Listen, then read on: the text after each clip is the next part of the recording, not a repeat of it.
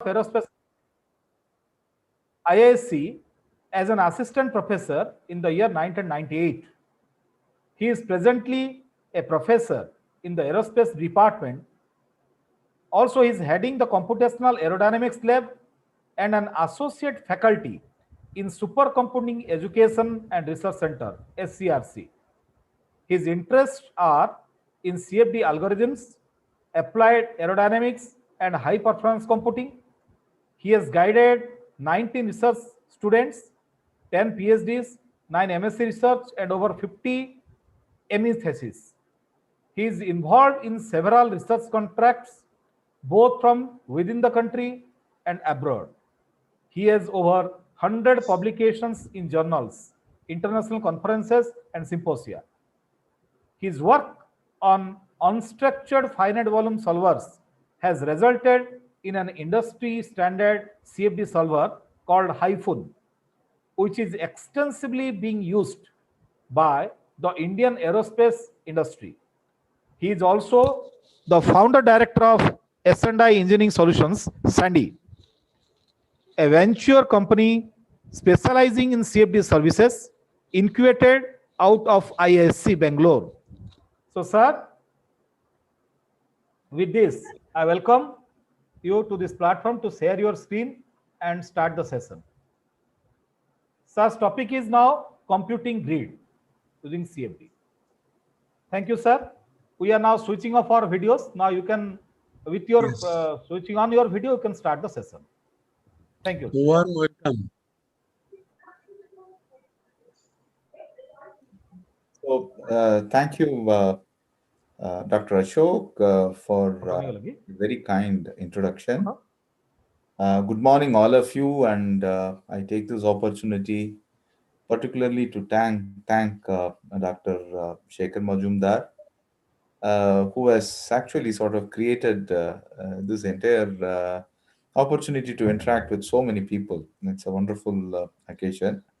I would have actually preferred the so-called in-person kind of environment where it would have required for me to travel to the Centurion University and maybe meet several people, including people like Dr. Majumdar. Okay, but unfortunately, that's not there. But still, I think it's a wonderful opportunity that we all meet on this forum and discuss some of the issues. And of course, the issues that interest people like us is CFD. Okay, so with that, I will get started. I will share my screen. Video on off कर दिया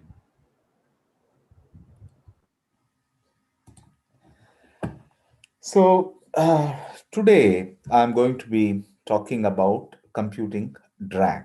Okay, I'm sure many of you appreciate what drag is, and I'm sure that anybody with a background in aerospace engineering, automotive engineering, they also appreciate the importance of drag, right, in the aerospace or the automotive vehicles that we actually design.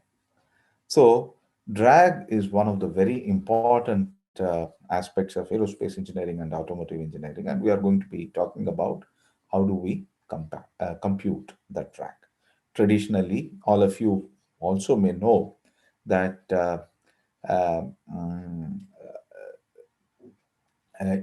drag is uh, primarily, okay, primarily estimated using experiments. Okay, so the drag of a vehicle is uh, obtained from experiments in wind tunnels, and only very recently, maybe in the last 2 decades or so, 15 years or so, I think there has been some confidence with which drag is being obtained from CFD. So that there are things which have actually led to this change, and that's what we are going to be really looking at, the kind of experience and the learning that we have made in the last 15 years in computing drag. That's what we are going to see. Okay. Now, see, basically, like when we are really talking about a thing like computing drag. Okay, I should say that we are able to do it with a lot more confidence, right? Because of the kind of computing platforms that are available. Okay, so from the time that I was a student, okay, I think I was a student looking at um, people like Professor Majumdar, Shekhar Majumdar, actually making presentations about CFD. You know, that's the kind of time frame that we are actually talking about. Uh, CFD, yes, aerospace CFD, yes, with some confidence level, people were able to measure or get lift from CFD, but definitely not drag, right? And well, there were lots of issues, lots of debate as to whether CFD can predict the moments correctly or not. Okay. Uh, however, uh, however, uh, the general understanding at that point in time was that CFD was good enough for CL, but not for track. Okay. So now the things have considerably changed, primarily because we have been able to deal with much bigger computing platforms, resulting in the use of much larger grids, which produce more reliable numbers. And more importantly, the CFD algorithms have also transformed in a big way. You have algorithms which exploit the high performance computing platform. You have algorithms which are a lot more accurate, and many of these things have changed in the last 20 years. That's the reason why we are able to even talk about computing drag. But now I should also, when I'm actually making this presentation, I think I should also, it's my responsibility to make a statement on what is likely to happen in future also. When I'm talking about future, it could be in the next 15 years. Okay. It's in a foreseeable future, which I believe that all of us would be able to witness. I'm sure many of you would have heard about the use of things like machine learning and artificial intelligence in almost all walks of life. Okay, it could be uh, mm, your choice on the YouTube or the kind of mobile phone that you would want to buy on an Amazon. I think almost for every damn thing there is a AI system which looks at what you do and comes up with suggestions for you. You know, all kinds of things happening. I think this is something people almost on a day-to-day basis experience. But what many do not experience is that there is also a silent revolution in AI going on, where people are actually um, mm, uh, looking at generating, uh, mm, say, for example, or solving a fluid flow problem using the AI-based tools. Okay, so general perception till recently, almost about 4 or 5 years back, was that these are clubbed together as data-driven kind of scenario, data-driven kind of scenario where you generate a whole lot of data using the conventional CFD tools, and the AI-based tools actually learn out of the data that we have generated. But I had an opportunity recently to sort of listen to some of the stalwarts in what is called as a informed neural network, where they say that they are able to solve the partial differential equations using the neural network, not requiring uh, an a priori solution using a conventional CFD tool. So, which means that yeah, I can easily see that if your revolution in the computing, particularly the GPU based tools, I think almost every other, you know, microprocessor based industry, whether it is NVIDIA or Intel or AMD, all of them are coming up with the GPU based tools, possibly because of reasons of this kind.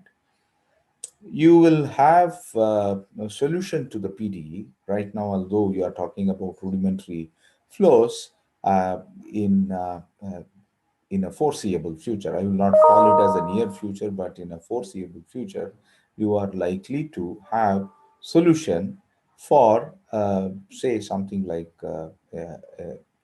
what you would call as a direct simulation of turbulence happening based on this neural network based tools. And what it means is that if you really look at the present day scenario, people actually people actually look at and just hold on, please. Sorry.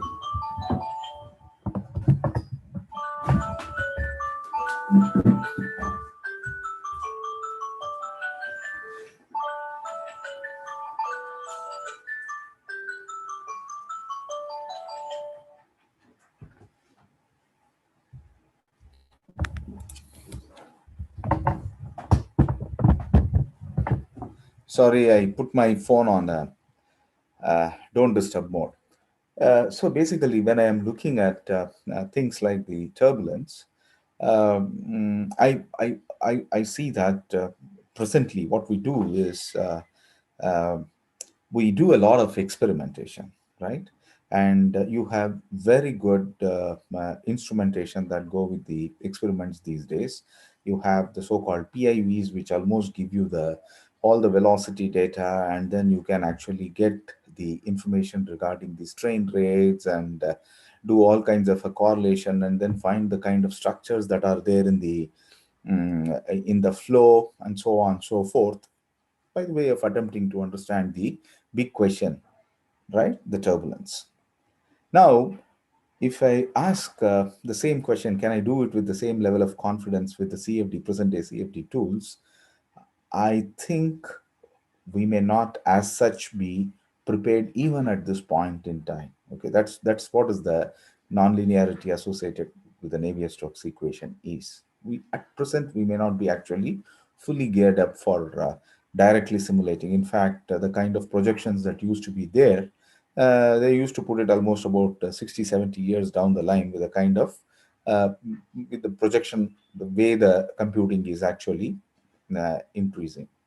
But now, with this AI-based tools, it is a completely a different way of solving the partial differential equation. And I believe that's the reason I believe that you are likely to have solutions using for the PDE mm, in a foreseeable future. Not now, but in foreseeable future, where it is not just the flow being solved, even the way you actually do the post processing. I think I'm definitely for anything like DNS, you require again something like an AI based tool to look at the flow and make sense out of it. Okay, find the structures in it. I think all this is going to happen in AI. So my suggestion to anybody who conducts a program on CFD would be that it may be a very good idea to include this aspect. I'm not sure if there are anybody in the country who is doing it at present. Maybe there are some youngsters who would have already started in this direction, but it's always a good idea that we get prepared to see the future. And I really wish that some of you who are listening to me at this point in time should also get inspired and then get started in that direction. However, I'm not going to be really talking on that aspect. I'm going to be talking about more of a classical CFD framework for towards the drag prediction. The reason I started with this brief introduction is primarily to sort of highlight the fact that this is something that we should not be missing out. This is something that we should not actually be missing out for the future. I think that's very important. So now, so coming back to the original objective of this talk, we need to sort of what I'm going to tell you is what is a good CFD process. I think we should have a good CFD process if I have to predict drag, compute drag accurately, right? And I will also very quickly say about the flow solver which I have used in the computations. Then I will also tell how the drag prediction is actually made, the process that it gets involved in the drag prediction in CFD. And there are certain issues, not just pertaining to the drag, but also to the lift and other quantities. Okay, so there are certain quantities, particularly in what is referred to as a high lift computation. Depending on the time, I think we will look at it and then we will conclude. So that's what I intend to do in this particular talk. So somebody asks you what's a good CFD process. Okay, with AI-based tools, a good CFD process may be defined very differently, maybe 15 years down the line. But as of now, I think this is what I have. Okay, a good CFD process, of course, is towards generating an acceptable design data in an acceptable time frame. I think that's very, very important, right? So you should be able to uh, uh, generate design data, drag in this particular case, uh, with an acceptable error band for the designer. And of course, you should not take unduly a long time. I'm sure that anybody who is involved in the design would know that they always want the data yesterday. Okay, so basically, they are in a great hurry, particularly when you are really looking at our own national labs. They always want the data yesterday. Okay, so that's the kind of hurry with which the programs go forward. Okay, so we need to generate the data in an acceptable time. So when I am saying this, there is a lot of implication to the flow solver that we actually make use of for this purpose. Then you require a good grid, because the data is worth the grid that you actually make use of. Okay, so for the purpose of generating the results, if the grid is not good, your solutions are also not good. So uh, one should have a understanding as to what is a good grid that can be used in generating these numbers. Of course, you require a good solver. We will look at each one of these aspects in the coming slides. And of course, most importantly, what we started with, we should have a very good computing platform. So this is what would define a CFD, good CFD process. Okay. Now, so basically, there are three aspects: a grid, the software, and the computing platform. So basically, what is a good grid? So here I am confining myself to aerospace and automotive kind of configurations. Okay, and all of you by now know that the computations are made for what are called as Reynolds average Navier-Stokes equation. That's what is routinely done. And these days, with the kind of machines that we have, there are what are called as detached eddy simulation. They are becoming more and more common. Maybe in future you will have the what are referred to as the large eddy simulations, and it is very unlikely you will have the highest level of the fidelity, which is the direct simulation of turbulence, which is very unlikely to happen. Okay, that's as I told you, could be anything like 60, 70 years down the line for a realistic configuration. So basically, even today, all the design data that you actually talk about in the design of an aircraft goes with the RANS based tools, right? So, when I am talking about RANS based tools, I'm sure that many of you understand there are two ways of doing this RANS based tools. One is you resolve the boundary layer, the turbulent boundary layer, the laminar sublayer. And the second way is by the way of using so what are called as the wall functions. I do see that with somebody like Professor Majumdar, uh, running this program, you will have a lot of very useful and important information about these tools also coming up, or already it is told to you, coming up in this particular workshop, right? So when I am actually talking about making a comparison of the wall resolved and the wall modeled scenario, where I have a wall function for describing my turbulent boundary layer close to the wall, right? It's always said that wall resolve calculations are better, okay, for a variety of reasons. And what it means is that this y plus parameter is less than 1. In very crude terms, what we ensure is that there are at least few points within this what is referred to as a laminar sublayer in the close proximity to the wall. That's what is very, very important. So we should be able to pick up the points within the laminar sublayer so that the skin friction that we actually obtain from the computations are correct. So basically, this is one of the very important criterion. Okay. Now, they also say that the stretching factor should be less than 1.2, 1.25. What it means is that when I'm talking about something like uh, uh, uh, airfoil, right?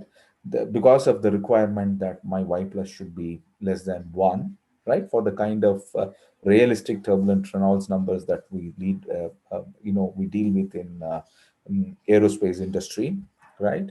The first point of the wall is at a distance of about 10 to the power of minus 6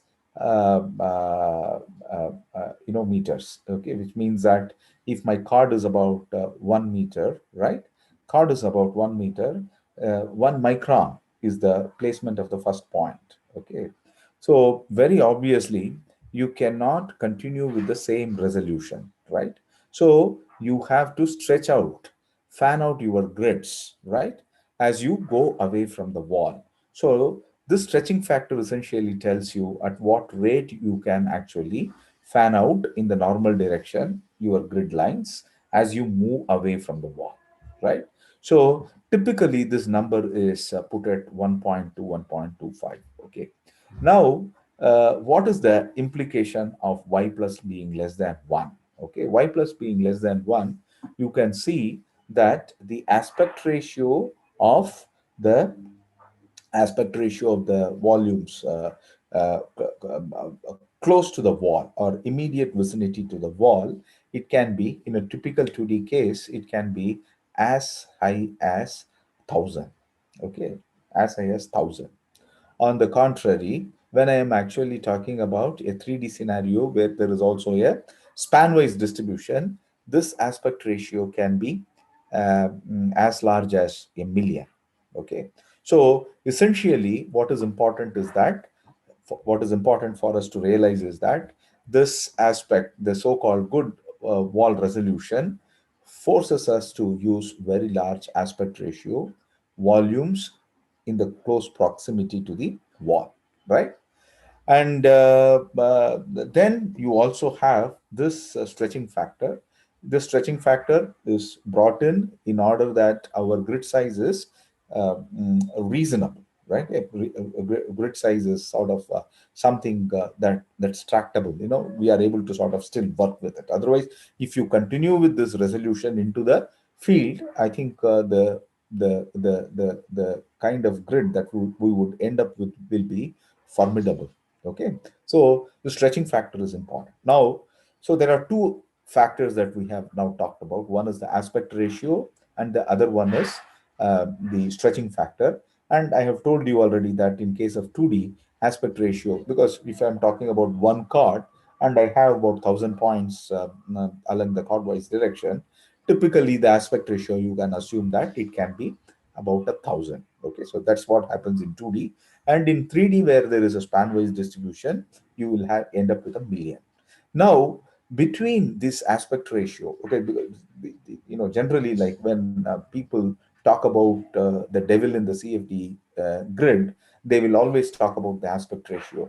But the fact of the matter is, you can actually theoretically show that between the aspect ratio and the stretching factor, right, the real devil is the stretching factor. Of course, aspect ratio is a constraint that we can never do away with. Okay, primarily because you have to resolve the wall boundary layer. But when I am calling a devil, the failure of the CFD solvers, quite often is because of a poor stretching factor. If you are using a stretching factor more than 1.2, you can theoretically show not 1.2, it could be 1.2, 1.3, 1.4. It could depend on, but ballpark that number. Okay. If it's going to be large, the failure of the CFD solvers is likely to be because of the large stretching factor. Okay. So it's possible to theoretically show that. So I want you to have this in mind, right? Now, and again, typically these days we use what are called as a hybrid unstructured grid, in the sense like we grow the so-called prism or hexahedral volumes close to the wall, and with this kind of a stretching factor for realistic Reynolds numbers, we are likely to have almost about 30 layers, which for resolving the wall alone. 30 layers. I think this is very, very important. If you are going to have anything less than that, you are unlikely to lose out on resolving the boundary layer itself, right? If you are going to have more of that, you may end up with a larger grid size. Okay, so I think these rules are extremely important when you are actually thinking about generating a good grid for an aerospace configuration. Okay, so this is about what you do near the wall. Okay, but what is important is that we should also do the right thing for the far field. Okay, when I'm talking about the far field, uh, mm, uh, oh no, there is also one more statement I have made. Field grid is required resolution to capture the curvature effect. So basically, now we were talked about capturing the wall boundary layer outside the wall boundary layer. So what should be the field grid? The field grid should be sufficiently resolved to capture the curvature effect in the flow. Okay, because we all know that curvature effect is the one which dictates the lift that is being generated by the aerodynamic configuration. I think so. For your field grid should be sufficiently. So basically, this is something like the Euler grid that we have in our computation. So basically, when I am talking about the viscous effects are confined to the boundary layer, and the field grid should be adequate to resolve the curvature effect. And now, when I am talking about the far field should be really far. I have seen people doing calculations for an airfoil kind of a scenario where they put the far field about, say, 15 cards away from the airfoil or 20 cards away from the airfoil. It may not be actually adequate. Okay, at least it should be about 100 times the card away from the airfoil. But if you are really talking about a high lift kind of a scenario where there is a lot of lift that is getting generated, and when I am talking about lift, it's all about curvature, right? So capturing the right curvature effect, you may have to actually put your far field anything like 500 times the card. Okay, farther it is, better it is in terms of uh, uh, getting your CD correct. So basically, when I am talking about putting it at 500 times the card, what I mean is that if you want to get your CD correct, CD has got two components. One is the viscous component, CDV, and then the other one is the CDP, which is the pressure component. So basically, by putting the far field at a far field really far, and also by resolving the field grid, by resolving the curvature effects in the flow accurately, right? You should be able to get your CDP correct. So basically, there are two components, CDV and CDP, and these two statements that I made, okay, about the field grid resolution and placement of the far field, they directly deal with the CDP, okay. And of course, you have other requirements that the grid volume should not be skewed, right? And to the extent possible, I would always recommend a grid that you may use an unstructured mesh, but the grid should be aligned to the flow as much as possible. If there is a possibility of generating a grid aligned, flow aligned grid, I think we should do that. This is to sort of keep things like the dissipation in the solver to a minimum. I think that's very, very important. And preferably, uh, in fact, I would say that one should use an adaptive grid. Okay, and this process of adaptation should become automatic. However, this has not, the last point that I have mentioned has not actually become commonplace. The primary reason is that when I am actually dealing with a real life configuration, you may end up with anything like 100 million or a 200 million volumes. Okay, and if you start adapting those grids, you may very quickly, within the few rounds of adaptation, you may end up with even something like a billion volume. And quite often, right, it is one thing that the to get a solution with billion volume could be expensive, but the kind of adaptive tools that we have at hand, broadly, okay, there are also few other tools which are becoming available these days. I will also make a mention of that. But the kind of adaptive tools that we have, few levels of adaptation is not going to actually significantly modify your solution unless you sort of look at the flow completely and then redo your grid. So your adaptation, if it means that you are going to redo the grid automatically, I think still you can have much better results, and you can converge your CL and CD values pretty fast with an adaptive grid. I think that's possible. Okay, but however, these ideas are actually gaining shape only very recently. Okay, although the idea of adaptation has been there for a very, very long time, to really put it to use in industrial computation is something that has picked up only very recently. Right. Now we will come to the second aspect. The second aspect is, what is a good CFD solver? Okay. So anybody would say that it should be accurate. I think that's the primary requirement. You can never compromise on the accuracy. Okay. When I am looking at the present day CFD solvers, they are all bottlenecked with accuracy. Okay. So the only way people sort of address the issue of accuracy is by scaling up the problem. Okay, by if I'm using 100 million volumes, I will make use of 200 million volumes with the same solver, with the hope that I become more accurate. Okay, so that's the way things are happening. So what is important in the current CFD research, if you really look at it, we are not in a position to uh, push this accuracy beyond second order. Most of the industrial solvers, the primary reason why we are not able to do that is that the methodologies which are required to be done used for higher order accuracy, say for third order or the fourth order accuracy, they do not show the required robustness. Robustness is the third point that I highlighted here. So that's one of the important reasons, and therefore the present research initiatives are towards development of higher order solvers for unstructured measures, right? Which can go with the routine industrial calculations, which are also robust. Robustness is something that cannot be compromised. So, but as of now, accuracy is an issue. We are all bottlenecked with second order accuracy. We would want to use higher order accurate methods, because you will be able to converge to the solution much faster if my accuracy is going to be more, right? But however, the way the accuracy is being addressed present day is by the way of scaling up the problem, right?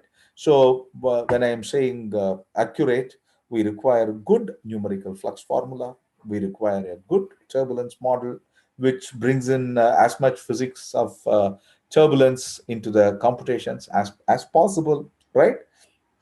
So accuracy is one important and uncompromisable requirement. But the methodology should be efficient. The flux formula should be cheap to compute, and the implicit linearization should be scalable. Okay, because because when I'm saying that I'm going to use a large scale computing platform, I'm actually paying for it. So I would like to sort of make use of the hardware as effectively as possible, that my methodology becomes pretty efficient. So therefore it is very important that these aspects of the flow solver are really sort of made cheaper while not compromising the accuracy and also not compromising the robustness, right? It has to be efficient. And the third one, which is possibly the what I would consider as the most important requirement for an industrial solver, is robustness. It should have good convergence and ability to handle skewed grids. I think that, for example, some of your grid generators will throw up negative volumes. So your solver should be able to fix those negative volumes and still go ahead with the computations without breaking down. I think that's very, very important quality of a CFD solver, right?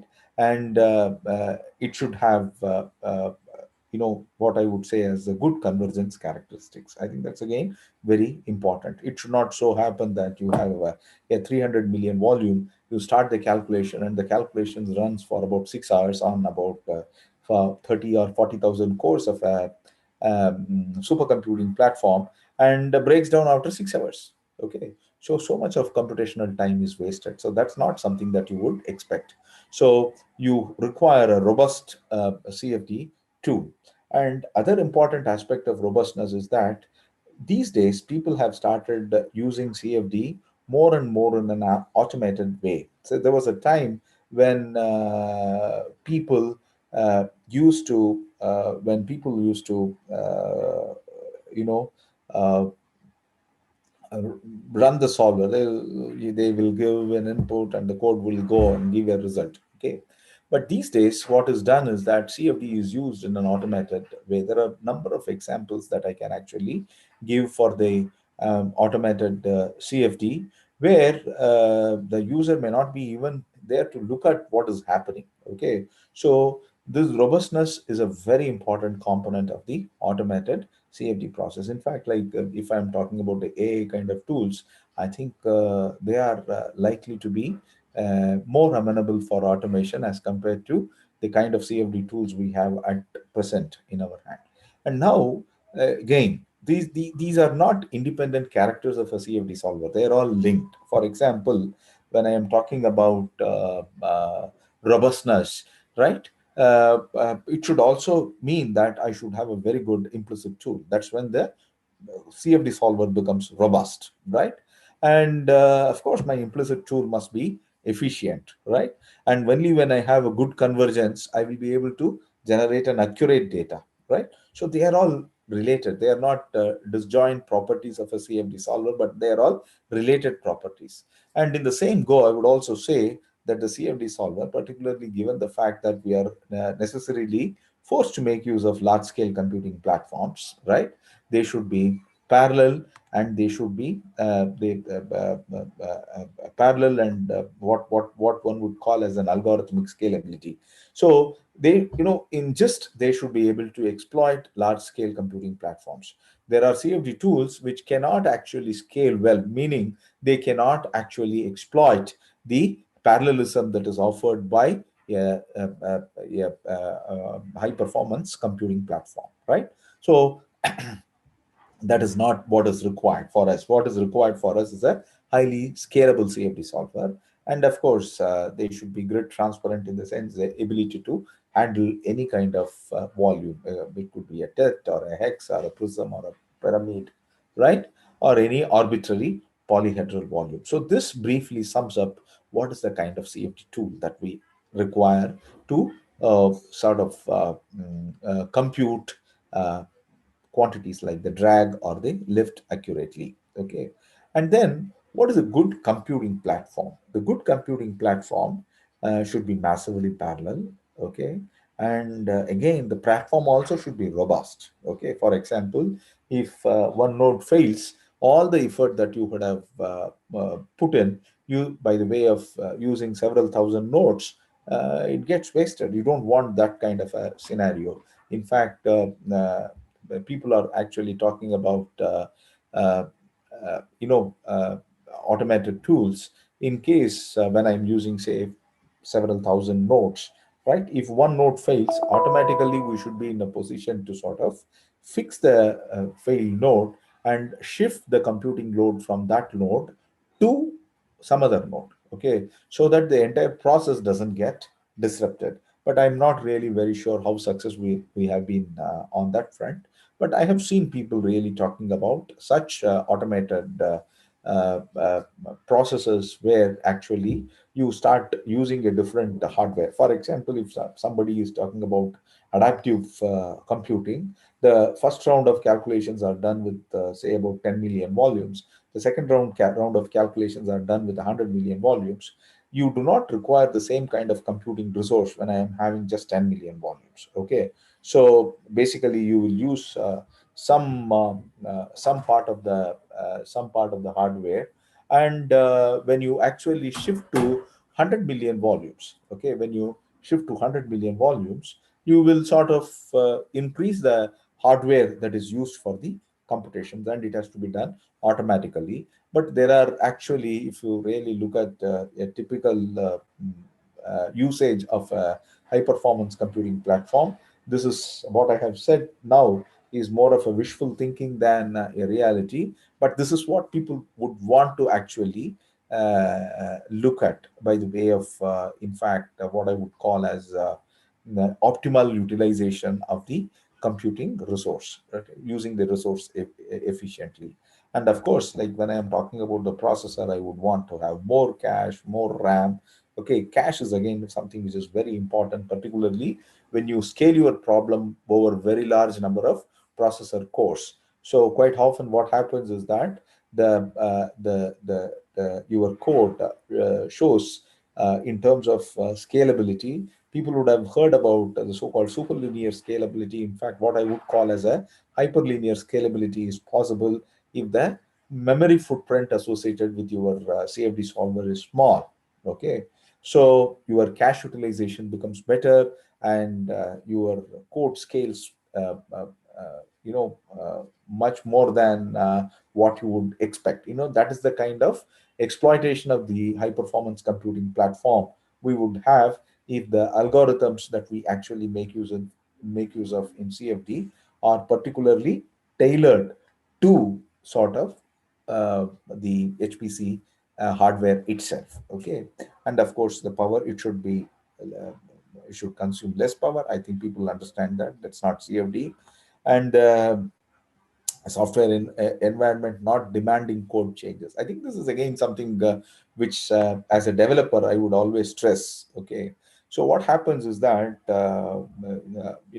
people like me are used to writing our codes in Fortran. Okay, but somebody who comes and tells us, no, no, you should use C++ or some kind of object oriented programming environment, I will not actually be willing to do that change. Okay, but now it's not a question of changing from Fortran to C or C++, but what is demanded is even a lot more.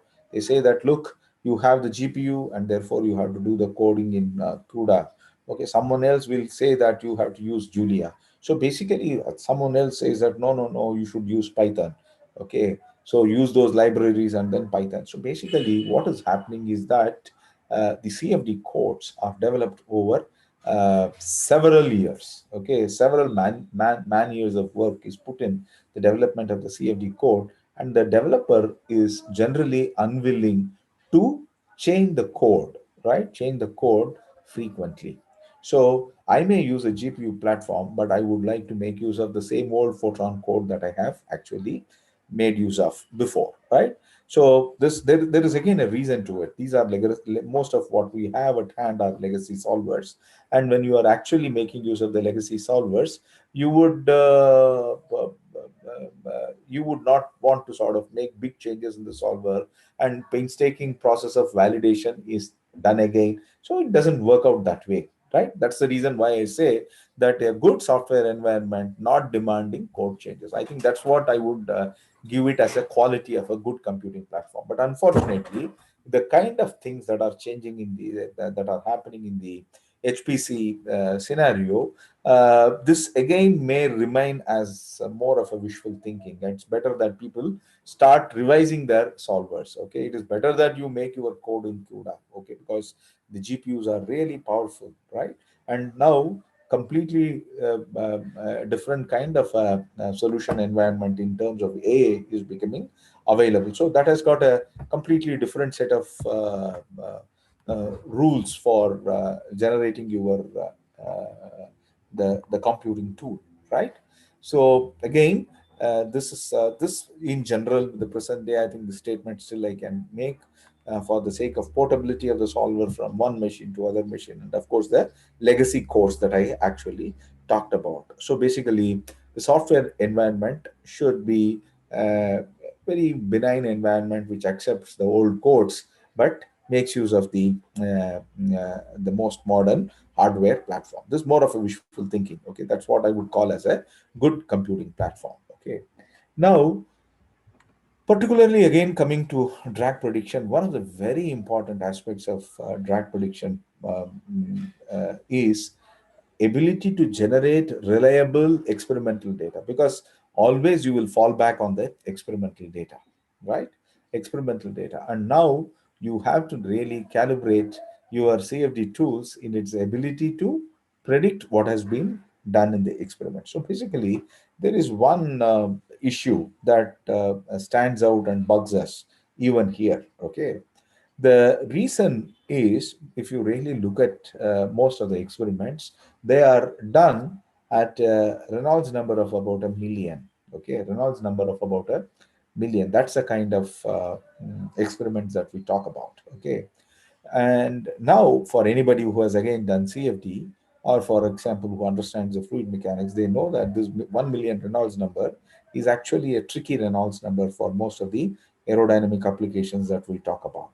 Okay, because a great part of the flow still can be transitional, and at present, we do not have great tools to handle transition. Okay, the transition is almost the prediction of transitional flows is almost at the same level where we were, say, about 25, 30 years back in terms of our ability to compute the turbulent flows. The turbulent flows, we have been able to do it pretty, make big, big developments, and we are able to predict a fully turbulent flow, attached flow, pretty accurately these days. Okay, but it was not the case almost about 25, 30 years back.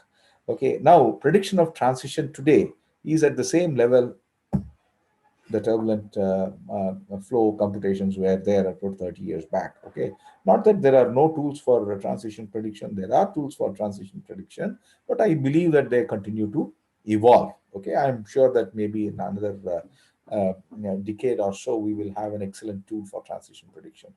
However, given the uncertainty with the prediction of the transition generally, to sort of calibrate a CFD tool for calibrate a CFD tool for a transitional flow, I think is still a tricky issue. But most of the time, we end up doing that. So that's where the issue, the problem is. Okay, we end up doing that. On the other hand, if you have experiments which are clearly turbulent, which fall in the Reynolds number of 6 million or 5 million, okay, and then use them for assessing the ability of the CFD solver to predict drag or lift, I think that's a lot more meaningful. But those experiments are pretty expensive, and practically such facilities are only very few facilities are there worldwide. Okay, so I think these are all the pitfalls. Like, okay, but nevertheless, what I want to tell you is that good experimentation is a prerequisite for using CFD in a meaningful way. Okay, right? And this high quality experimental data should be in open literature, in what is called as a drag prediction workshop, high lift prediction workshop. Even now, there is a high lift prediction workshop that's actually happening, and I think in AAA SciTech in January, we are going to have a meeting of the developers where they will sit down and then look at the ability of the CMP solvers to predict the high lift flows and so on, so forth. So these are forums for some kind of self-assessment for the developers, and they look at the preparedness of the CFD technology for meeting the design challenges. Okay, given and of course it gives direction. It also tells us what we should be doing in future. Okay, Now, what I would like to tell you is that we will like to tell you about our experience, because this is more about what we have done using the hyphen solver that we have developed in the computational aerodynamics lab, and now it's also part of a commercial tool that's available for CFD simulations, right? So, and we have participated in some of these workshops, and I want to share our experience in the prediction of the drag and as even lift or moments for I'll make a mention of all that, okay, not confined to only the drag. But drag is the difficult, it's actually a difficult nut to crack. Okay, quickly to tell you about the hyphen solver. I think I do not know how much of this has been already told to you, but I would like to tell you that we make use of hybrid and structured mesh, right? The rest of it are all details of the discretization strategy and the methodologies that we have actually made use of, right? Uh, we have a linear reconstruction procedure and the compressible flow solvers, particularly when they handle supersonic flows. They have to capture, these are what are called as shock capturing methodologies. They have a difficulty with the loss in monotonicity of the solution that you need to fix by the way of using some kind of limiters. And our numerical flux formula should be accurate, and we make use of Rose flux formula for this class of problems that I'm going to aerospace aeronautical application that I'm going to talk about. And of course, the methodology has got a robust and efficient implicit linearization procedure, which also scales well. I think that's the most important part of it. Okay, because whenever somebody talks about an implicit procedure, they assume that implicit procedures, because of the global data dependencies, do not scale well. On the contrary, the methodology that we have actually made use of scales well. Okay. And of course, there are a number of turbulence models that are available these days. But as far as aerospace applications are concerned, there is more or less some kind of consensus in what model works best for the external aerodynamic kind of flows. There are two models that always we talk about. One is the Spalatal-Maras model, and the other one is the K omega SST model. I'm sure that Professor Mazumdar is going to touch upon these aspects also in the days to come, right? And we make use of MPI parallelization. And I would say that presently the hyphen is also ported on the GPUs using what is called as the open ACC environment. Open ACC environment. Okay.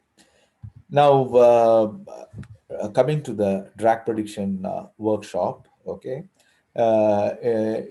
Generally, this kind of drag prediction workshops are blind, in the sense that the experimental data is not made available prior to the workshops. The CFD guys are given the geometry and they are asked to generate the data, right?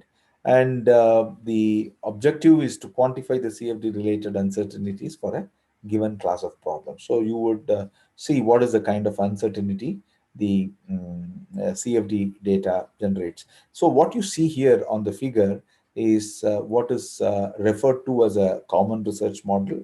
And this common research model, it started with the drag prediction workshop. And now for the high lift prediction workshop also, we have a common research model, but with the high lift surfaces. Okay, so I think we are able to sort of evolve this model as a high lift validation for the high lift validation exercise also, right? So essentially, for the configuration that I have shown, this is the configuration, right? It has only the horizontal tail, vertical tail is not there. You may take note of that, right? So essentially, you have a wing body, tail incidence at -2, 0, and +2 degrees. So these are all the three geometries that are actually defined to us. And you have a Mach number of 0.85. Reynolds number is 5 million. So that's the reason why I said that 5 million is, that's why I said that the Reynolds number is very important. If you are falling ballpark in 1 million, then there are a lot of uncertainties that come with the uh,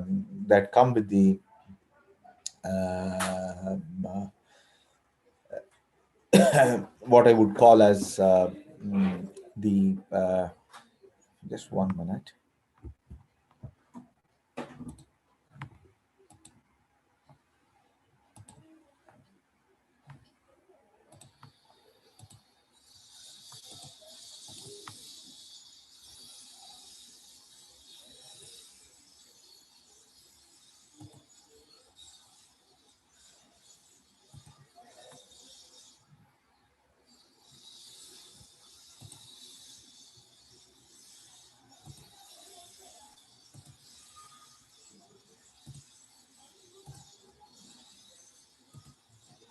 Okay, so there are a lot of uncertainties that actually come with the experimental data, and therefore 5 million is a reasonable one. And now, what is it that we are expected to produce? Okay, so essentially, we need to find out the drag. Okay, because in CFD we know that it's not CL alpha curve an aerodynamics guy would actually look at. He will look at what is referred to as a drag polar, where he will look at the variation of CL to, or CD to CL, or plot CL versus CD, and then look at the drag polar. So basically, we need to find out the drag for this particular configuration for, or rather, there are three of them actually, for a CL value of zero point 0.5. Okay, so and zero point 0.5, and you need to find out the alpha at which the CL of zero point 0.5 is achieved, right? And and it's not that alpha is given to you. So alpha is to be determined. Alpha that gives you a CL value of zero point 0.5 is to be determined, and the corresponding CD you need to look at. So that's what you would compare. So basically, uh, what is my CD for a CL of zero point 0.5. So the tolerance is about, tolerance in CL is about 0.001. Okay, which means that I need to do some kind of iterations in getting. So basically, I need to sort of converge to uh, choose some alpha, converge to a solution, look at the CL, and then choose the next alpha, right? In such a way that I move closer to the CL value of zero point 0.5. So I need to do this iteratively. I hope you understand the complexity that is actually involved in the process. And what is given to me is yeah, a sequence of grids. So I have a coarse, medium, fine, and extra fine. Quite often, you also have coarse, medium, fine, extra fine, ultra fine. Okay, so you may have a sequence of, or rather, tiny, coarse, medium, fine, extra fine, ultra fine, a sequence of 6 grids. So basically, the idea here is to sort of get your grid converged solution. So that's the basic aspect that we actually look for. So what I have shown here is for a tail zero kind of a configuration, the surface grids, right? And you can see that the course grid has got about 6 million volumes. Okay, and in fact, this is the number of cells in the laminar sublayer. You have 2, 4, and 8. Okay, this is a bit of a detail. And the medium grid has got about 21 million volumes, and the fine mesh has got about 60 million volumes. And you can uh, uh, typically see a ratio of about 3 times. Okay, this is about 7 million, this is about 21, and this is about 60. Okay, so the grid size would increase if you follow the rules that I had actually talked about in the generation of the uh, good grid. You will very naturally see that the sequence of grids would change by a factor of about 3. Okay, what is important in the choice of grids for your grid convergence study is that see, people sometimes, I have seen people say that I have used 1 million grid and I'm using 10 million grids, okay, and therefore I'm going to sort of use some kind of a projection strategy and then get a grid converged solution. So that doesn't work that way. When I am saying grid convergence study, the sequence of grids that I use should show a gradation across the family of grids that I have actually have with me. Okay, both in terms of the surface resolution, field resolution. Okay, if you do not do it, for example, if I have a structured mesh, think of a structured mesh in 2D, right? I have a quadrilateral volume. I can divide the quadrilateral volume into four. Okay, so no such obvious rule is there in 3D when I am dealing with a hybrid unstructured mesh. In fact, you can do that, but the problem is the grid size would increase phenomenally. Like for example, if I have a hexagonal volume, if I divide that hexagonal volume, it will get you will have eight resulting eight volumes. Okay, which means that if I start with a 10 million grid to start with, that would become in the next level itself is about 80 million volumes. Okay. And subsequent to that, it will be 64 million volumes. So that's not acceptable, right? So what is important is that the person who generates the grid convergence study should actually put in some effort so that the gradation that we actually have, okay, so in this particular case, you will see that the gradation is about number is about three. I think that should be very, very important. That should be kept in the mind. It is not just because I have used finer and finer grid, I can actually use them for a grid convergence study. Unless your grids actually subscribe to some kind of a gradation, and they all belong to the same family. I think that's again very, very important. Okay, so for example, I cannot say I have 10 million volumes with an unstructured grid and about 20 million volumes on a structured mesh, and then I am using some kind of a grid convergence study. It doesn't work that way. We need to sort of use the grids from the same family. I think that's very, very important. So this is again a view graph where you also see the boundary layer padding with the volumes. The coarse, you can see that you have coarse and you have the medium and the fine mesh, and you can actually visually experience the gradation that I talked about when you look at these. I do not know, like when I am sharing the screen, how well the you are able to see this kind of figures, but if you are able to sort of your screen is able to resolve the figure that I am actually sharing, you should be able to see the gradation that I talked about across the grids when you move from a coarse to a medium to a fine grid, right? So again, the same story with the surface grids. You can see the gradation, right? I've blown up three regions. One is the nose, and the other the wing fuselage junction.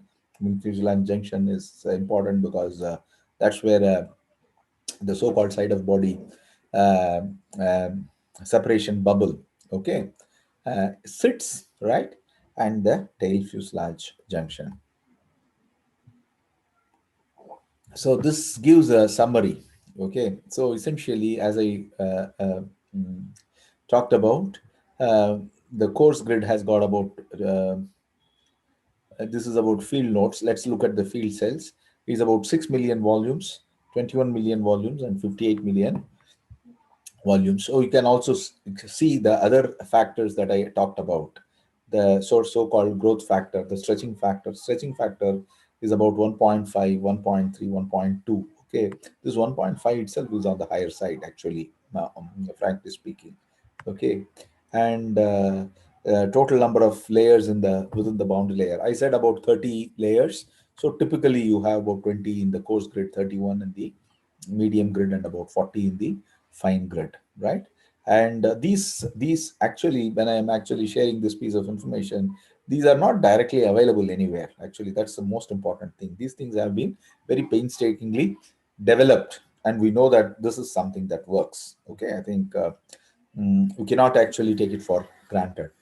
This piece of information you would not find anywhere.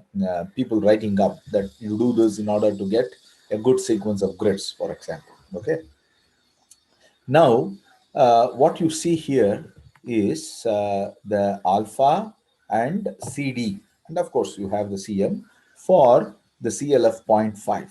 Okay, for a Reynolds number, free stream Reynolds number of free stream Reynolds number of 5 million and a Mach number of 0.85. You can see that the coarse, medium, and fine. Okay, the alpha is about 2.3. Okay, 2.34, 2.31, and 2.30. And CL, we said that it has to be determined iteratively. The tolerance is about 0.001. And what you see out here is the, with a tolerance of about zero point zero zero 0.001. So basically, we consider all this to be zero point 0.5. Okay, right? And what is the CD that we actually get for this? Okay, so this is what we have. Now you can directly see a comparison with what you have from the experiments. Okay, now you can very clearly see that, of course, alpha, there is always an issue with the experiments. Okay, when you make a comparison with the experiments, okay, for maybe because of the flow alignment or some small errors which can actually come in. Okay, however, it's very small. You can see that it's about 2.3. It's about 3 in the experiments. But most importantly, what a designer would look at is the CD. And you can see that as we um, do the course to the medium to the fine, we can see that we are approaching the experimental values, and it's also true with the CM. Okay, see, because I was remarking that long time back, there used to be a debate whether CFD codes can predict CM or not. Okay, CD was not in question at all. People used to accept the fact that CFD cannot predict CD, primarily because most of the calculations those days were invisit calculations, and doing calculations with the kind of grids that I talked about was nearly impossible. Okay, so that was not a question at all, but this was. So basically, the argument that we used to have is that if you are able to predict your CL right, you should also get your CM right. Why is it that don't get our CM right? Very obviously, one of the important reasons is that CL is a force and CM is a moment. This being a moment, the moment arm becomes important, right? So, although I use the same pressure field for computing both the CL and the CM, right? Because of the fact that I'm actually multiplying with the moment arm, the error that I commit in terms of predicting the pressure at a given location can actually get amplified when I'm actually predicting the CM. So, what is important is that the pressure field has to be predicted as accurately as possible, and with the kind of grids that I talked about, okay, where there is a good surface resolution, right? Good surface resolution. It is possible to predict your pressure field correct, and generally, the present day understanding is that if your CL is right, you should also be predicting your CM reasonably right. Okay, so, but this is not a rule as such. There are exceptions. Okay, I'm not going to really talk about those exceptions, but generally you can expect to predict your CM right. But the challenge could be in terms of prediction of the CD. And what you see here is that we are able to predict reasonably good values and make good prediction as compared to the experiments. Okay, so I want to sort of tell you that it is not just this data is not just available for one code. It is available for a variety of codes. Okay, from all over the world. Okay, for example, we have code from the Boeing, which are routinely used in the design of the aircrafts from these companies. There are code NSU 3D. It's a code used by the Cessna, right? DLR uses what is referred to as a TAU code. JAXA uses the TAS and then you also have participants from the metacomp. Okay, so what is important is that this kind of forums helps us to assess where do we stand in terms of the CFD technology. So basically, hyphen solver is what we have actually developed at IAC.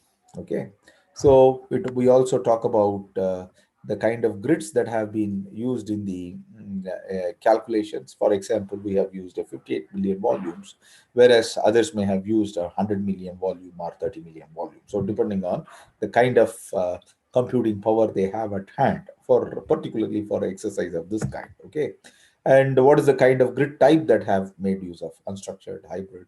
Okay, and also what turbulence models that have made use of. Invariably, all of them have made use of Spalart-Almaraz. Spalart-Almaraz is one of those very, very popular models, and it's becoming even more popular with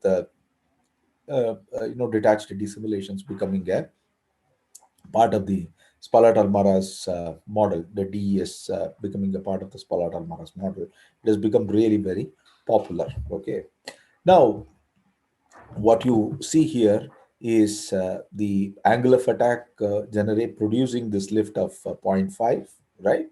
The first column is first tower is the experiment, and rest is what the different CFD codes predict. You can very clearly see that CFD, all the CFD codes predict more or less in the same ballpark, which is marginally different from the experiment. Okay, which is marginally different from the experiment, as I had remarked. As far as alpha is concerned, there may be certain uncertainties associated with the experimentation itself. But nevertheless, what is important is that the CFD predicts the correct values reasonably. In fact, at least the CFD results amongst themselves, okay, they are all in the same ballpark. So I'm particularly mentioning this because there was a time when people used to think that CFD is a art. It is not a science. Okay, what it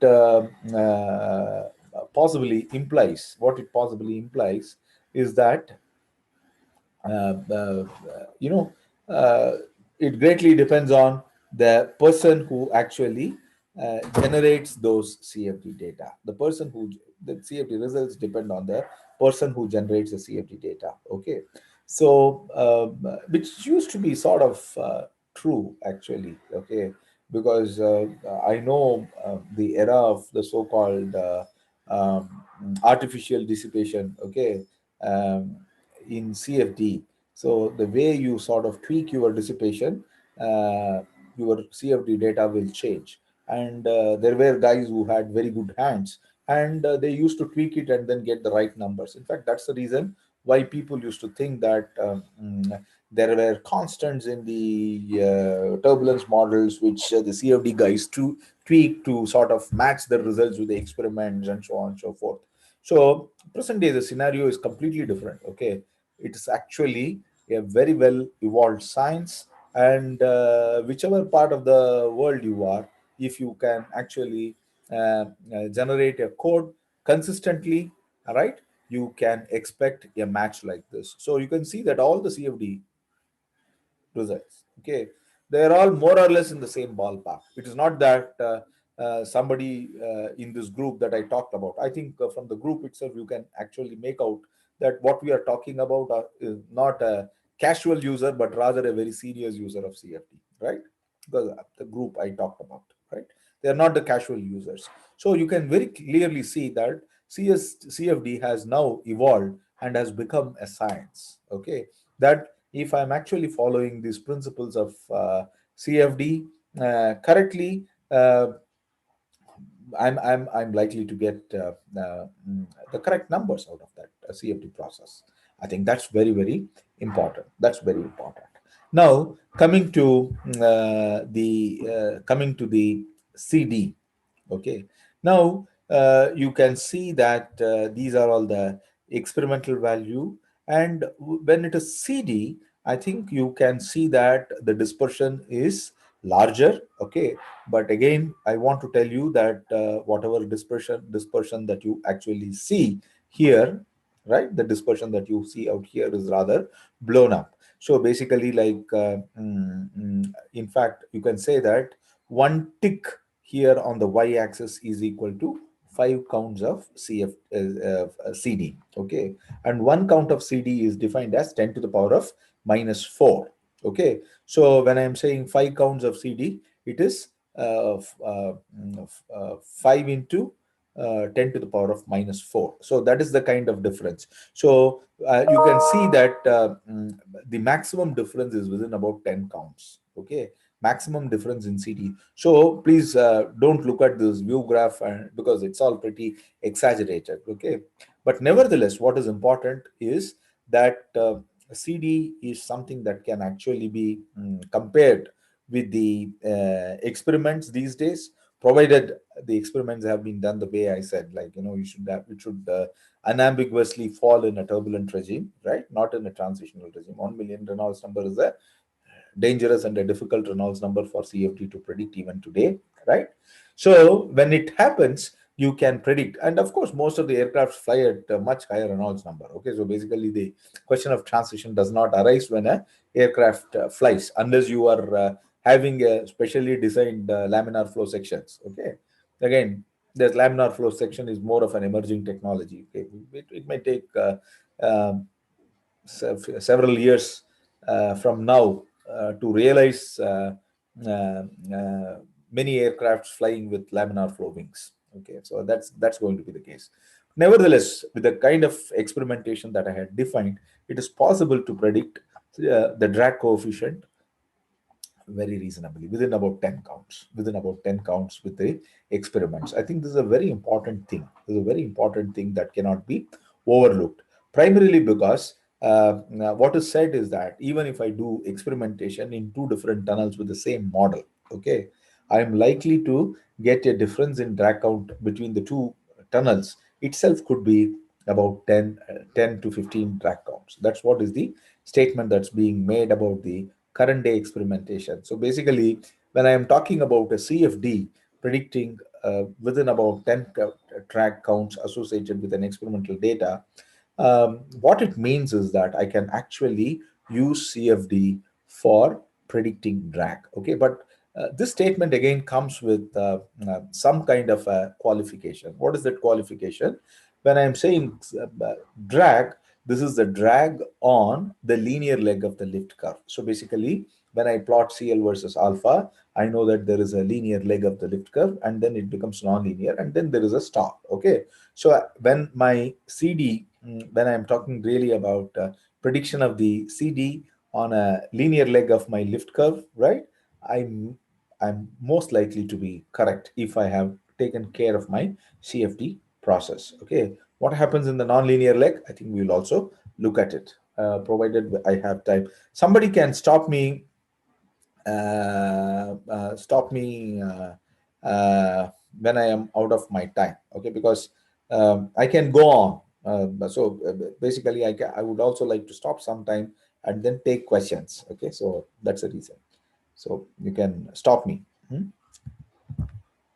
As far as moments are concerned, again, you can see, except one code, all the rest of the CFD tools, okay, have predicted moments which are reasonably close. In fact, like here, one tick is about 20 counts. One moment count is about 10 to the power of minus 3. Okay, so this is a detail. So what I want to tell you is that when I want to make my predictions along the linear leg of the lift curve, if I take care of my CFD process, I can have good numbers. I think that's very important. Okay, so this is something that shows the comparison of different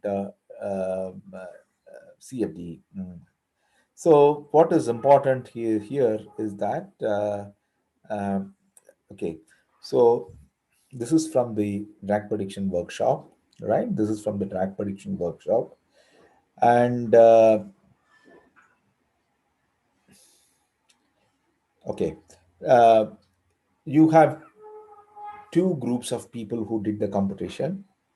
One group of people who use the unstructured mesh, and the other group of people used structured mesh. Okay, and what you see here is the CD value on the y-axis, and on the x-axis you have the grid resolution. So the way when we talk about the grid resolution, on the rightmost side, I have about 3.5 million volumes. So there is a way the grid resolution is actually calculated. I will not get into the detail of that right now. Okay. Now, as you go towards the origin, I'm dealing with finer and finer grid. For example, is about, you should see that this is a logarithmic scale, about 3.5 million volumes, and this is about 100 million volumes. So there are different grids which have generated the data, and you can see that these are the data that are from the unstructured meshes, and these are the data from the structured meshes. Okay. First thing that's very glaring, which strikes you, is that when I use an unstructured mesh, okay, the dispersion in my data is a lot more as compared to the dispersion that I have in a structured mesh. This is very important actually. So this is the reason why I said that if there is a possibility of generating a flow aligned grid, okay, which is like a structured grid, okay, and of course, this is only a grid. As far as the solver is concerned, these days the solvers are quite you know uh, the solvers can take a structured grid also, right? It is not that those days when code was written, it was watertight. It was only for structured, and there is only unstructured grid and kinds of stuff. So basically, the data structure that we actually make use of in the current day solvers are quite transparent, and you can actually sort of what I refer to as a grid transparent methods. Okay, so it can take the structured mesh also. But what is important is that this kind of generating this kind of structured mesh in a realistic time frame for industrial configurations can actually become a big challenge. But however, having made that statement, however, I would say that if there is a possibility of generating a structured mesh, one should generate a structured mesh primarily because they tend to be, the so-called flow aligned grids tend to be more accurate. Okay, and that statement actually is manifest, okay, as graphs in these two figures. Okay, so you can see that there are several people who have used the structured mesh, and the dispersion in the data, I think the green line is what the experimental value is. Okay, and apart from that, you can also see that when I'm starting from the coarse mesh, all my CFD actually moves towards the experimental values, okay, the correct values. So basically, you can use some kind of a Richardson extrapolation and get your grid converged solution. So this is about the CM. I will not spend time on this. I'll move on to the next one. So here, this is more about the performance of the hyphen itself. As I had told you, there are three configurations, primarily with the wing is fixed, but the tail is 0, -2, and 2-degree tail settings. So that's what you have here. And of course, there was a no tail configuration also. And you have made a comparison of the uh, uh, uh, uh, drag out here. Okay, and comparison, like for example, uh, you can see that for a no tail configuration, the drag compares pretty close. What you predict from the hyphen solver compares with the experiments pretty close. And again, if the same story is same for each one of the configuration, tail -2, tail 0, and tail 2 configurations. And similarly, the same statement can also be made for the mm, CM. Okay, so what I want to tell you is that today it's possible to get your CFD data right. Now let's get to the so-called high lift configuration. Okay, so as I told you, like in case if somebody wants me to stop and ask questions, you can ask, because I know that I'm running out of my time, and feel free to stop me. Okay, otherwise I'll keep going. So that's more like a warning actually. Okay, so please feel free to stop me. All right. So we look at the high lift configuration. So what we looked at was more like a cruise configuration. Now we look at a high lift configuration. So what you see here is a high lift configuration, which is called as a trapezoid NASA trapezoidal wing, which was essentially some kind of an horizontal tail, which was provided with a high lift device and uh, it was generated some high lift solution. And the primary objective of generating this high lift solution was to validate the CFD tools. Okay, and this was a confidential geometry for quite some time before the it was opened out in for assessment in the open literature. The geometry was made available in the open literature. Okay, but now I think we have more realistic high lift configurations. I'm saying that this is not a very realistic high lift configuration, primarily because its low aspect ratio. Okay, is about 4. Okay, so what I talked about, the CRM kind of geometries which have a high lift configuration, CRM high lift configuration that we are presently considering for the 2021 AWS SciTech workshop, they are more like a real aircraft high lift configuration. Okay, so I think uh, this geometry is something that I'm going to sort of quickly make a mention on. Okay, now this gives you the flow conditions. I've done the simulations for the Mach number of zero point 0.2, free stream Reynolds number of 4.3, well above the critical mark of million. I think please always note that. This is also available for a wide range of angle of attack, and of course, Hello, sir. yeah. Sorry for the interruption. We can go another 2 to 3 minutes. Okay, Then we'll fine. cross decisions. Sure, no problem. So the wide range of angle of attacks. Okay, so mm, so 36 degrees typically, like your wing will not go for 36 degrees. So this is a because this is a low aspect ratio kind of a geometry. It's essentially a horizontal tail modified for HT modified for a high lift configuration. It can actually take very large angles of attacks also, and a lot of experimental data like force coefficient, pressure distribution, they're all available. Okay, and again, what is important is that we have used grids with about 7 million, 21 million, and 63 million. But I know that and of course, the grid size is small because the aspect ratio is small. For more realistic configurations, you can use anything like 100 million or a 200 million volume. For example, in the present workshop, we are using something like 200 million volumes. Okay, and again, these are all the surface grids which go by the rules that I had actually stated, like between the coarse, medium, and fine, you should have a gradation, right? Same gradation, both of the surface and the field grids. Again, the same story. I think these things we have discussed before. So here is where we have a comparison of the high rift results. Okay, so here there are two grids that we have made use of. One is 12 million, other one is 38 million volumes. And what you see in blue line is the experiment, and what you see in black is with UG2, which about 38 million volumes. And what you see in red is UG1, which about 12 million volumes, right? And you can very clearly see actually this curve. Okay, you have the data from minus 4 degree onwards, and the CL alpha curve shows a kink out here. This is because of some activity not on the wing itself, but rather on the pod. Okay, the pod which actually holds the wing. So therefore, here in this particular case, the forces were measured along with the pod, and that is the reason why you would see this kind of a kink. So there is no critical aerodynamic phenomenon there, but I just wanted to sort of remind you. You can very clearly see that the ability of the CFD solver to predict the linear leg of the lift curve is pretty good. And similarly, it also predicts the CD pretty accurately. And whatever small differences that it comes only in the nonlinear leg. And as far as the high lift flows are concerned, the challenge is to predict the alpha max and the CL max, right? And of course, you also require the lift curve. I think so.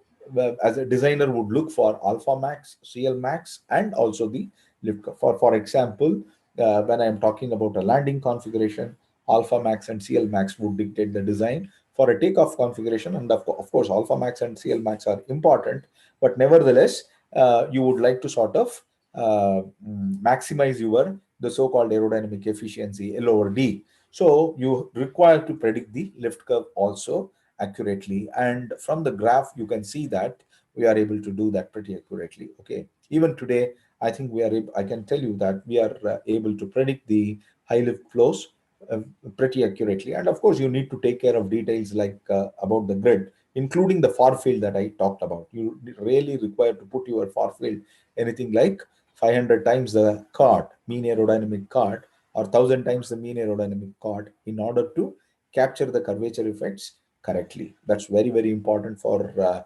high lift devices which have very large value. You can see that the CL values are as high as 3. Okay, I think so. Essentially, this involves a large circulatory flow, and you need to sort of do that. Okay. Now, this is about what we do in the workshop. Okay, let me see. Hmm. Okay, so this the same thing gets repeated. Okay, but again, quickly, it's not about just the integrated coefficients. This is to tell you that even the pressure distribution is pretty accurately predicted. So the nice thing about this particular configuration is that the surface pressure data is also available, and you can very clearly see that, say, if, at an alpha of about 13 degrees, right?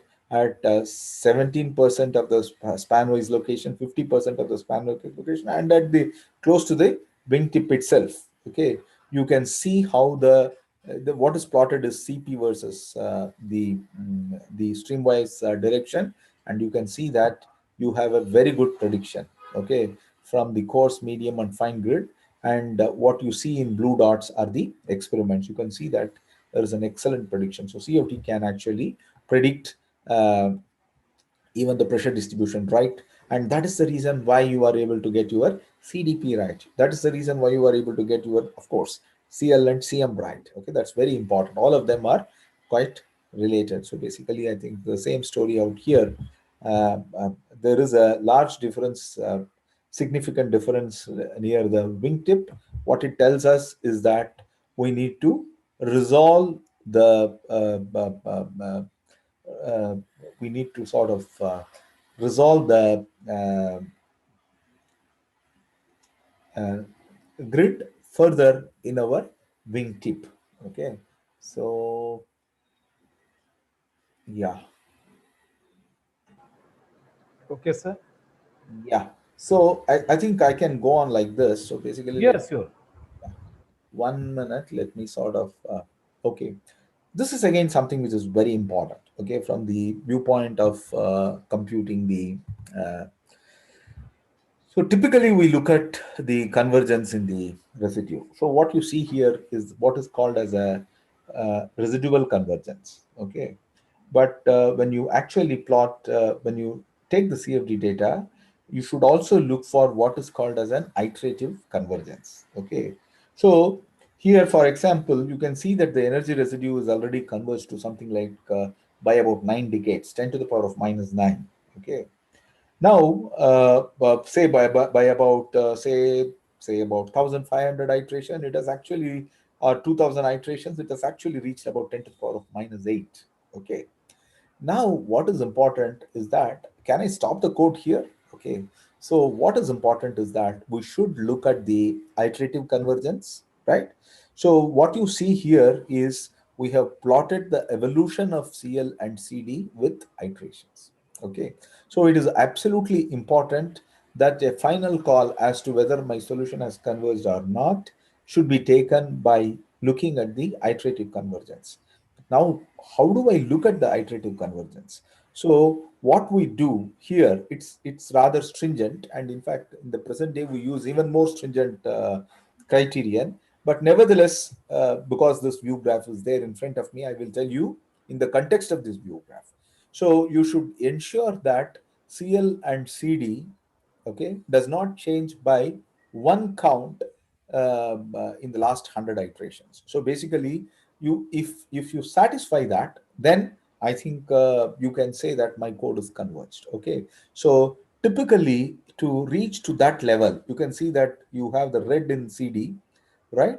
uh, you are able to sort of, so basically this is the drag count that we are talking about. Okay, it is 1, it is 100, it is 10,000. Okay, so uh, if I keep on plotting whether my CD has not changed by one count in the last 100 iterations, you can see that it happens only towards about 8,000 iterations. So basically, that is the stringent level of convergence criterion that you should make use of in order to get your numbers right. Okay, so basically that's again another key aspect that we cannot forget. Okay, so I think the same story goes out here. So I'm not going to sort of elaborate. Okay. Okay, fine.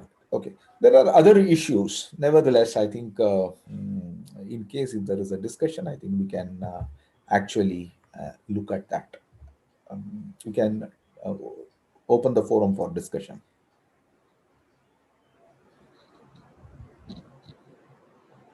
Over, sir. Yeah. Thank you very much, sir, for an informative presentation. Very nice. And those who have undergone these simulations using either your own coding or this commercial softwares, they could understand, and it will be helpful for them who has undergone this research work accordingly. And I saw today, Swapula written that very well presentation. I think there is no question from any participant. Okay. Right. Okay. Okay, first time this one. So very nice presentation, sir. We'll Thank be in you. touch with you definitely. And I must thank you also. It's a good contribution to the society through Hyphen. Thank you. And one question was raising my mind. I was about to ask because you had written that is unstructured finite volume, Right. but the moment you said that, I was just wondering. Unstructured means if the near wall it should be structured, or to get a result is That's difficult. what you But mean when I'm saying hybrid unstructured. yeah, yeah, hybrid unstructured. Yeah, Right. I could get it now. Right. I could get it now. Right. So, sir, so That's thank you very very much, sir. important. That's very important. Yeah. Yeah. So you can, yeah, sir, you can unshare your screen. We can take a snap. Yeah. Friends, you can, Sekhar sir, please, friends, switch on your video. We'll take one snap. Snap. Sekhar sir is there. Mukundji, if you are there also, please open. Yes. Yes. Ah, sir. I'm Yeah. visible. Yeah. Where are you, sir? Ah, sir. Yeah, sure. Mukundji, I think you Am are I? there. I we Yes, may sir. yes. Please Am I open. visible, sir? Where are you? No, no. You switch on your video. We we made you the co-host now. The next presentation is there. Why you? But your video is switched off. Mukundji. Maybe his wife is there. That's why. Okay, fine. You take the snap.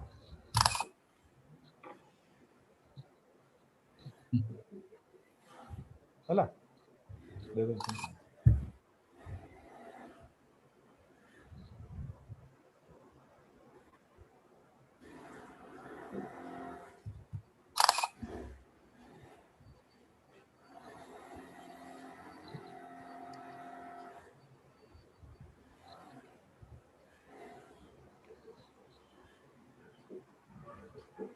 Hala. Okay, sir. Namaskar. Right. Thanks a lot. So Thanks a thank you lot, sir. for the opportunity. Okay. Excellent. So, excellent, excellent. Informative Right. talk, sir.